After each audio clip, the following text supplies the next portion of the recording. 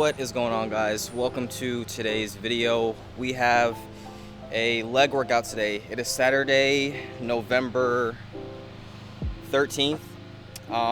It is currently 1:09. About to go hit a glute and hamstring focused leg workout today. It's gonna be really chill. As you can see, it's like very overcast and cloudy today, so we're not gonna do anything like super crazy. It's not gonna be like any one of those, like usually when I go to the gym I'm super hyped and like crazy. This one is gonna be a little bit more conscious and focused. Like, it's not gonna be super hype and energetic and crazy. Not to say it won't be a good workout, just gonna be a little bit different. Today I want to tell you guys the 5 or however many mistakes I made when I first started lifting.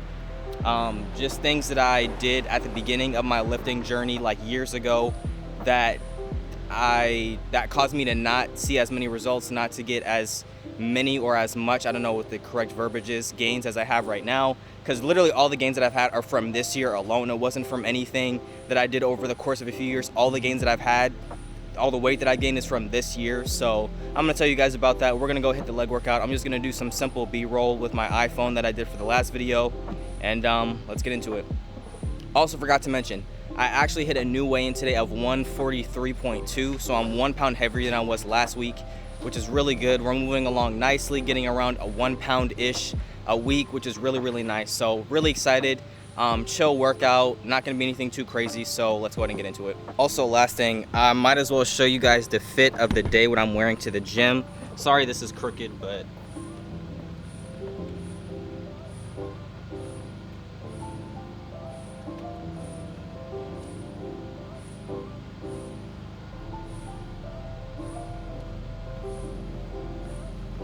so yeah, nothing crazy, just squatting in some retro 7s because that's just what I do. And yeah, so let's actually get into it this time.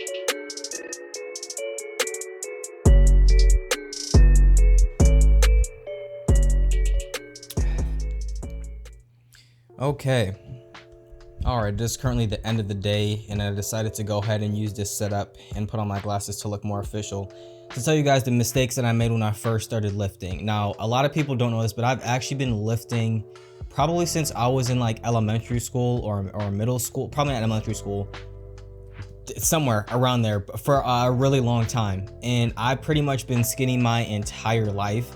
I've been underweight is the technical term for pretty much all my life, and it wasn't until this year where I actually felt like I was on the correct weight that I'm supposed to be for my age. But all those years that I was lifting, I wasn't necessarily doing the right thing. And as a beginner, when I would go into the gym, all I would really do was just go in, do bicep curls, be in amazement at all the people doing the free weights at the gym that I was at, because it was kind of like an open area, and that was pretty much it. Like, I didn't really know what I was doing. I would kind of just go in, do whatever, and then come out. And my diet was nowhere near where it is today. I didn't understand nutrition. I didn't understand macros. I didn't understand calories in, calories out. I was kind of just doing whatever. And that's why I pretty much stayed exactly the same for all the years of high school and up until now, even past college now that I graduated. And I didn't see any results until literally this year. And one of the biggest things that I learned that I already just touched upon a little bit was eating more. that literally would have gave me all the results that I needed because I was underweight for such a long time. I would go to the gym and I would work out, but I was not eating nowhere near enough to actually get the results that I wanted. I wanted to look super big, I wanted to get big, I wanted to get stronger, but I would eat so little, and I can't exactly remember what I was eating back then, but I know for a fact I was not eating enough because I remained exactly where I was. I would kind of just eat whatever was in the kitchen. Obviously, I couldn't go grocery shopping or anything like that, so I would just eat whatever was in the kitchen, whatever we had for dinner, and that was pretty much it. So I didn't eat nowhere near enough, which is why I stayed the same for a super long time. I wish I could have went back and told myself to eat more, not necessarily eat bad things, but just eat more in general, because that's where I got a lot of my results, is just eating more. Now, for people who are overweight, obviously you want to do the opposite and eat less, but for me, eating more would have given me everything that I really wanted when I was younger. Now, the second thing that I also touched upon a little bit was the diet aspect of the beginner stage of, technically I'm still a beginner, but I think I know enough to be an intermediate beginner or an advanced beginner, because I know what I'm doing in my personal trainings thing right now. Like, I understand a lot of the exercise physiology aspect of all this stuff, so I understand now what I didn't know back then, but I still wanted to just make this video to let people know mistakes that I made when I first started. So diet was one of the really big things that I did not understand. I remember a story a long time ago. I read this on bodybuilding.com of all places, that one of the diets that you could do is have 200 grams. I did the sample diet, and I think it was either Chris Hemsworth or it was Henry Cavill for Man of Steel. I read one of those little sample workouts and I looked it up, and one of the meals was 200 grams of oatmeal. And I remember weighing it out, pouring all that oatmeal into the bowl, warming it up in the microwave, and looking in the microwave and thinking, there is no way I'm gonna be able to eat all that. And I remember I had the diet printed out and everything. It was this huge amount of food, and I just remember getting that huge bowl, sitting down looking at it, and I was like, there's no way I'm gonna be able to eat all this. Like, and this was just breakfast. And I remember being really disappointed and eventually not doing it. And then I tried to diet again, and I tried all this chicken and things like that.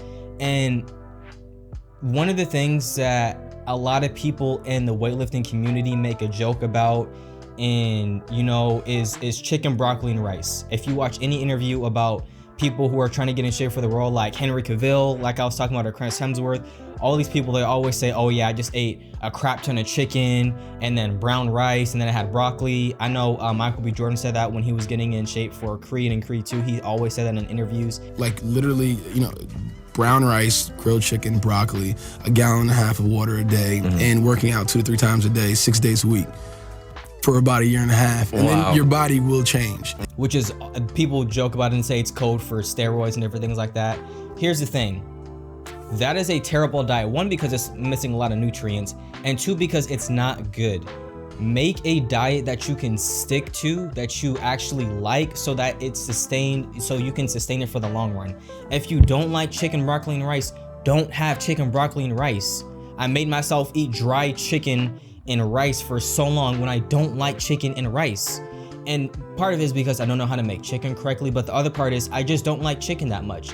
Instead, what I started doing was having more salmon, having liquid calories, because it's way easier to digest and consume, and all these different things. But I didn't understand eating more, and I didn't understand what a correct diet looked like, and having a diet that I can actually stick to, because that's what I'm actually going to stick to in the long run. It doesn't matter if I go on chicken, broccoli, and rice and then never sustain it. I'm just going to not get the results that I want because it's a diet that I can't stick to.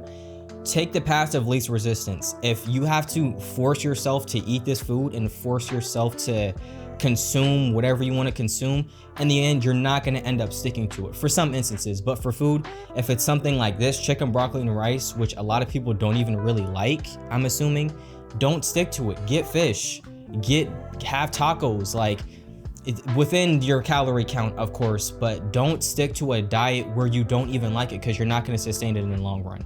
I felt like that was a really long-winded way to answer that, but yeah, there we go. Another thing that I did was, I can't believe I'm doing this all in one take, holy crap. Another thing that I did was I trained way too hard. Like, you would think that I wouldn't know what I was doing. I don't know why, but I had this thing in my mind that if I didn't go till absolute failure, the exercise meant nothing. So I'm one of those. They did a study.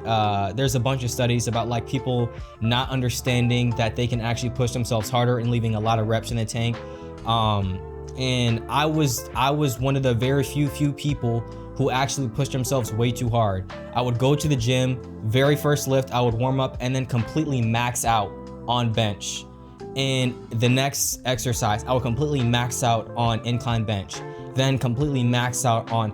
And what this does is it absolutely obliterates your central nervous system, for one, and two, it takes away from all the other lifts and all the other sessions that I have for that week, for that day, the next exercise, which ended up not benefiting me at all.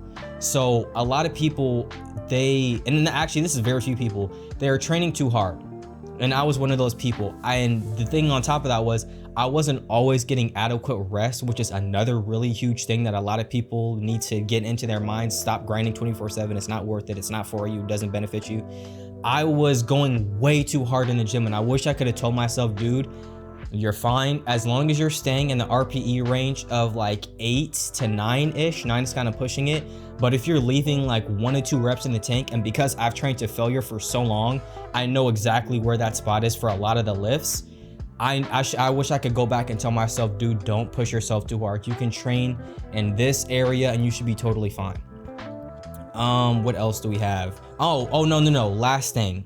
And this is a big thing. This is something that I talked to my brother about this, and this is something that I've really started to understand this year. And that is genetics and setting unrealistic expectations. And this kind of goes hand in hand. A lot of people have celebrities and influencers that they look up to. Chris Bumstead, Arnold Schwarzenegger, all these people, these bodybuilders, and not even them, like Obi Vincent, so many these other influencers who have these physiques and different things that they might not be able to achieve. You're not going to be able to look like that. And that's fine, because you can look how you can. And what I mean by that is you don't have to look how they look. They have different things and different parts of their body that they're not all the way okay with, and different parts that they're struggling with. They might not like their biceps. Their legs might need a little bit of work. Well, maybe your legs are amazing and maybe you have really nice insertion points. Like, there's so many different things that people don't understand, and that they set unrealistic expectations for themselves, saying, I'm gonna go to the gym so I can look like this, when it's like, don't look like them, just look the best that you can.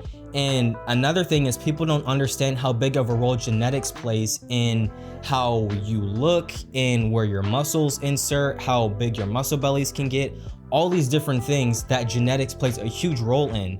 So they say, I want to start looking like that, and then they realize their genetics won't allow them to, for different reasons, like your arms physically can't get that big on the frame that you have and different things like that. Don't set unrealistic expectations, and understand where your genetic limit is. Because a lot of people, they want to look like this, they want to look like that, and they don't understand that genetically speaking, you might be gifted in another area, which is totally fine. You don't have to look like that. You don't have to look like that other person. You can look like the 100% genetic potential for you, and then that sets an example for someone else, and that's totally fine. You don't have to look like someone else. So hopefully that made sense. I know when I was growing up, I made all of these mistakes, which is why I'm making this video. The unrealistic expectations thing, I really had a big problem with, because like I said earlier, I would look at Henry Cavill, I think I'm saying his name right, and Chris Hemsworth, and look at their bodies when they were playing the Avengers and all these different superhero movies, and I was like, man, especially Chris Evans, I was like, man, I really wish I could look like that.